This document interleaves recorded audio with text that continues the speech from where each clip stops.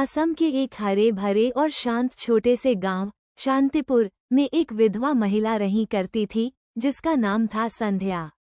संध्या का जीवन बहुत ही साधारण था। उसका छोटा सा घर, एक बगीचा जिसमें कुछ फूल और सब्जियां उगती थीं, और उसका इकलौता बेटा आरव, जिसकी शिक्षा और परवरिश में ही उसकी पूरी दुनिया सिमटी थी।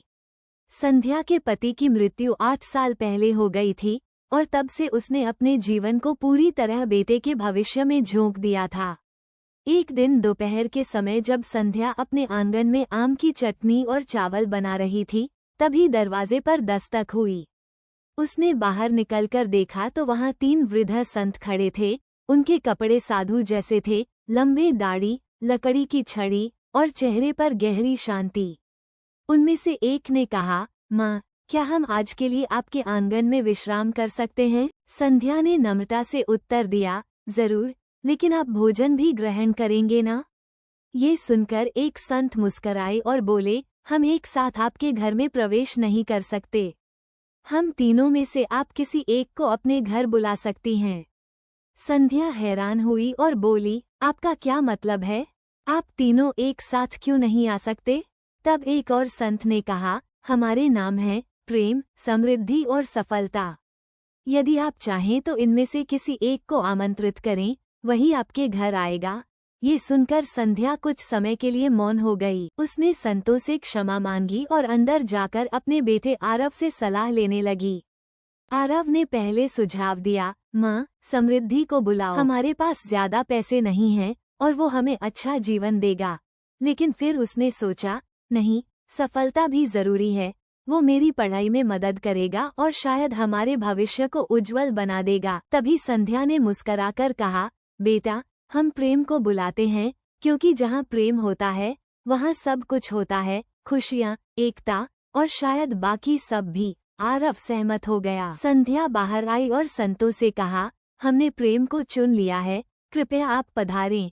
ये सुनकर प्रेम नामक संत ने मुस्कराकर अपना डंडा उठाया और घर की ओर चल पड़े।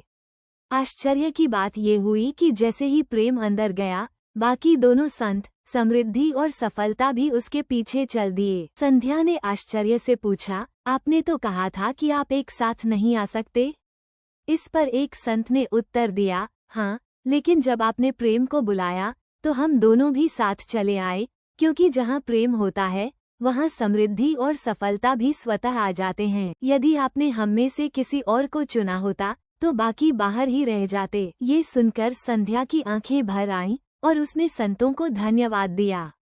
उसके घर का वातावरण ही बदल गया। आरव की पढ़ाई में उन्नति हुई, बगीचा और भी सुंदर हो गया, पड़ोसी अधिक मित्रवत हो गए और एक ऐसी ऊर्जा ने घर को घेर लिया जिसे शब्दों में पिरोना मुश्किल था।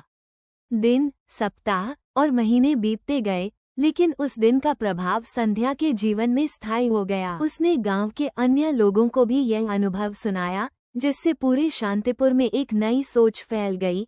लोग अब आपसी प्रेम को सर्वोच्च मानने लगे, विवादों की जगह संवाद होने लगे और गांव का हर कोना जैसे प्रेम, समृद्धि और सफलता से भर गया। कई वर्षों बाद जब संध्या वृद्ध हुई और उसका बेटा बड़ा अधिकारी बन गया, तब भी वो उस दिन को याद करती थी जब उसने प्रेम को अपने घर आमंत्रित किया था, और उसे आज भी इस बात पर गर्व होता था कि उसने धन या नाम नहीं, बल्कि उस शक्ति को चुना जिससे बाकी सभी उपलब्धियां खुद ब खुद उसके जीवन में चली आईं। जीवन में प्रेम का चुनाव ही सच्ची समृद्धि का मार्ग है। ये सीख उसने खुद जी कर पाई और अपने बेटे को भी सिखाई। संध्या की कहानी अब शांतिपुर की एक प्रेरणादायक कथा बन चुकी थी, जो माँ बेटे की समझदारी, त्याग और सही चुनाव की मिसाल बन गई थी, जिसे पीढ़ियों तक दोहराया जाता रहा।